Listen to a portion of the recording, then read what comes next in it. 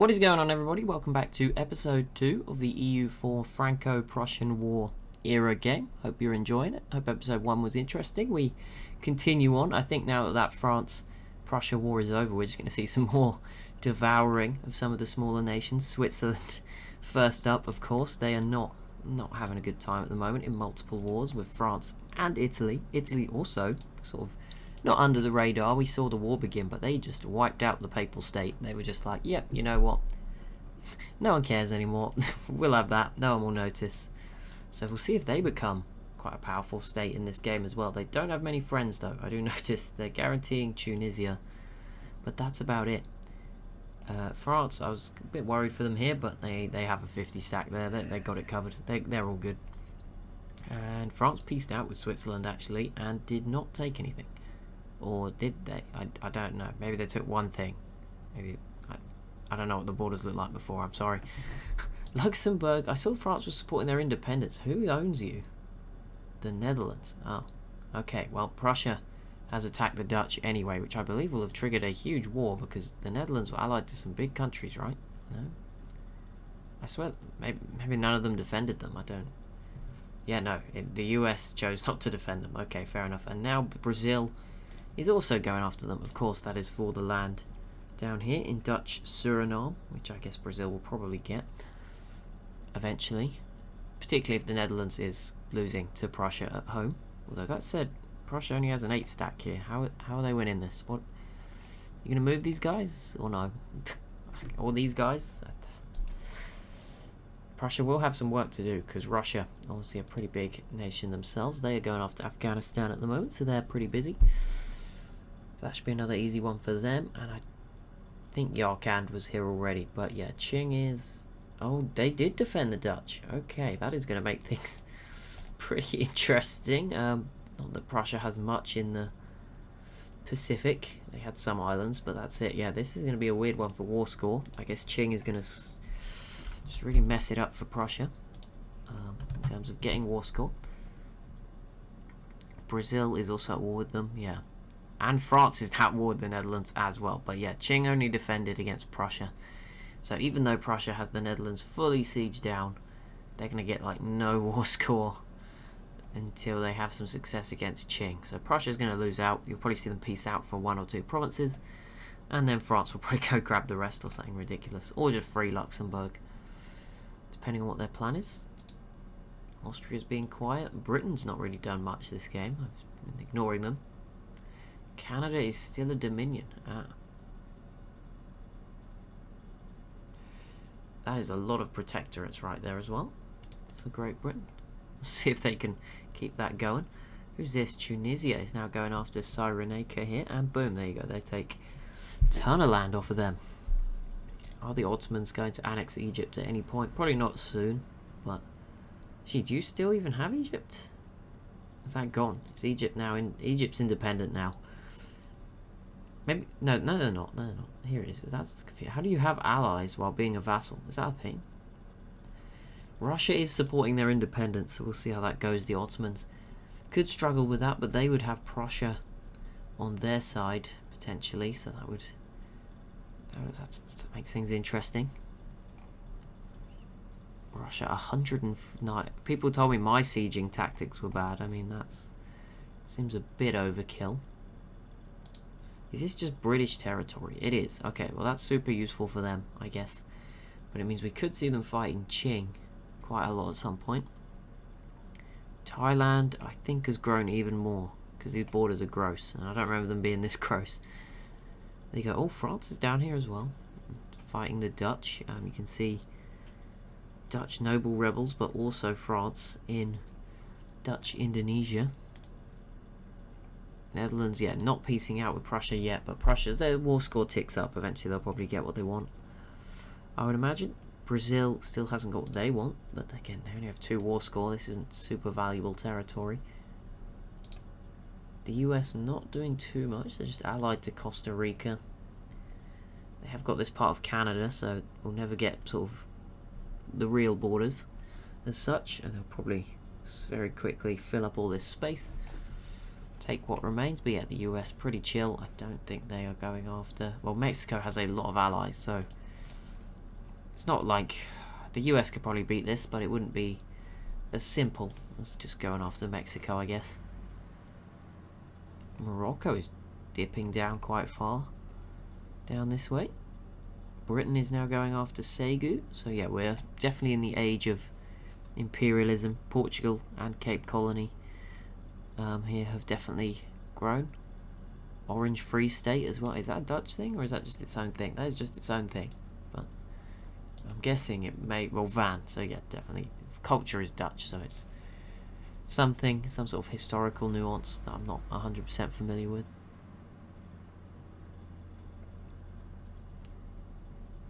Greece, is it? Were Greece here the whole time? Where am I going? Yeah, they must have been. They're allied with Russia, so that's going to keep them around for the time being. Italy is at war against Corsica, and they are losing, mainly because they have, I don't know, they've not brought any troops over, but they should win if they actually ever go over there.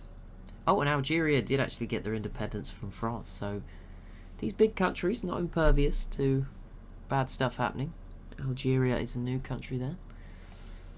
Might not last too long, but for now at least it's there. Was this Scandinavia the whole time? I don't think it was. I don't think Russia had this the whole time, so I don't know what I missed. I thought there was a Sweden and a Denmark at the start, but I have no idea. This is Scandinavia now. There you go. Just happened. Out of nowhere. Some more separatists here. Romanian separatists. I'm sure the Ottomans will not let Romania get out as France did. Qatar is huge. Oh my goodness. And Oman's pretty big too. But yeah, this is a giant Qatar. I'm assuming they didn't start this big. Maybe they did, but there you go. Abu Dhabi's here as well. I believe the UK is protecting some of these places. Dubai. Is that Bahrain? Nope, that's just Great Britain. Oh. Persia's not done much. I don't think they're quite the powerhouse they used to be. They have been, oh, they're guaranteed by the Ottomans, warned by Russia. There's a real political battle between Russia and the Ottomans going on. Supporting people, protecting people, allying people. It's, yeah, the Russia and the Ottomans certainly getting into it. I like that. They're making things extra complicated for each other. Pretty interesting. Russia did take a big chunk out of northern Afghanistan up to Kabul. And are continuing to go south now against Fergana again over here, and these guys obviously in that war too. Ooh, okay, that is not Qing, is it? No, someone's at war. It's Towngu. Okay, Britain should win that eventually. May just take them a while if they weren't best prepared, but they should come out okay from that. Prussia has not yet pieced out the Netherlands, despite them looking small. Oh, they have. Sorry, they have. They sort of took 3-4 coastal provinces here, or near the border provinces, but Brazil has actually arrived and is doing the rest, with Venezuela and Brazil now here. Imagine Brazil takes some Dutch territory, because France pieced out. I'm guessing Luxembourg got their independence. Junior partner. Nope, they didn't. But either way, Brazil's probably going to take a lot of land here. Italy did not take Corsica out. Okay, I don't know what that war was about, but it didn't. Nothing really happened. And Tlemcen is under attack from France, so that France trying to rebuild the North African Empire. Portugal's not really done anything in this game. They're not quite the power they used to be. They're also defending against Qing. I'm guessing that's for not Hong Kong. What's the other one? Macau? Is that what it? Yeah, Macau. I would assume they'll probably give that up, but there you go. And what else? Spain here. Allied with Japan, Colombia, Nicaragua, Deccan. Or supporting Deccan's independence. Okay. Morocco's name just got really big. Yep, they're still growing. Where's Japan and...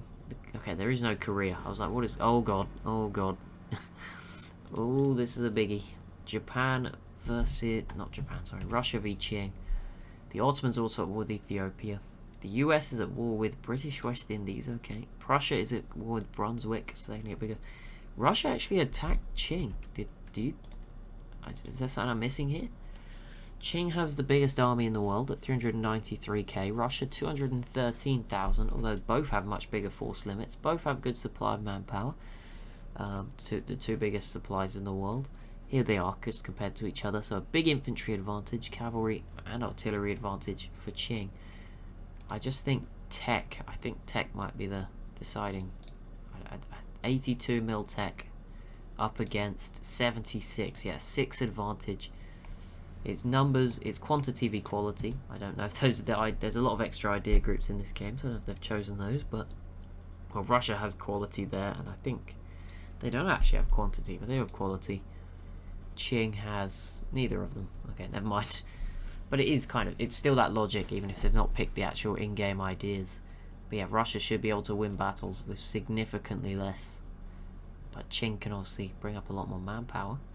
But that's interesting, because normally in a lot of these extended start dates, Qing or China or whoever it might be, depending on the timeline, does very well. So it's kind of interesting that Russia has at least started better. Prussia should take some more land here and continue to grow, and with Russia occupied, that is great news for them in the European theatre. Italy is now a great power, so is Spain actually still. Do you have that much though? We looked at your allies, they do have Spanish Pacific. I don't think that's significant though, so we'll see how long Spain lasts on that list. There's, yeah, a lot of growing. Morocco even getting involved in the sort of imperialism down here. Britain with plenty of colonies, as is Portugal. Ottoman Ethiopia has expanded. Is that a colonial nation now? Maybe not a colonial. Oh, no, it is a colony.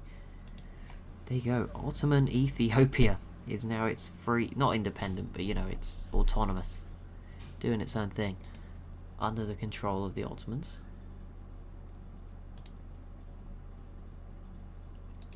Qatar still growing. The Ottomans own this one province in the middle. I wonder how long Qatar will survive. They have truces with Russia and the Ottomans, so I'm guessing that's some sort of peace deal. Persia is allied with Kuwait. Okay, interesting. It looks like Qing is winning. Yeah, plus 11. They're also beating Portugal. So Russia, the advantage in technology, not really going their way. They have a 44 stack here. I don't see any other troops now. These guys have obviously been pushed back a little bit. But yeah, Russia, it looked like they should be fine with those numbers. But there you go. Dutch separatists in Prussia. I'm sure they'll deal with them. Surely you're not just going to let them escape, right? What are you doing? Come deal with this, please. Notice I didn't pick a winner. I think again. Well, Tunisia's not doing too well either. But yeah, I didn't pick a winner. I have no idea. Britain's leading at the moment quite considerably. So, I don't know. If you want to pick one, or pick one from each continent, whatever you want to do, go ahead. I'm not too worried. Britain still snuck in. I think this was a gap at the start when I started the button, pressed the button. But Denmark and Britain still being opportunist. Maybe they had a little bit, but adding some more to their colonies. Oh, Spain does still have the Philippines. I missed that. I think it's just under the name of Spain. That's why. And they have this part as well. British and Scandinavian Australia. Wait, Danish? Yeah, Danish Patagonia. This is just Denmark now. They are just in the bottom of the map. Oh, they have Greenland.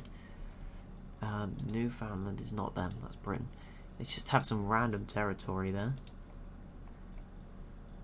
Britain's got some rebels to deal with too. What have we got? Irish separatists, yep, and Scottish separatists. That'd be interesting if it was to fall apart. Wasn't Bulgaria here? Why?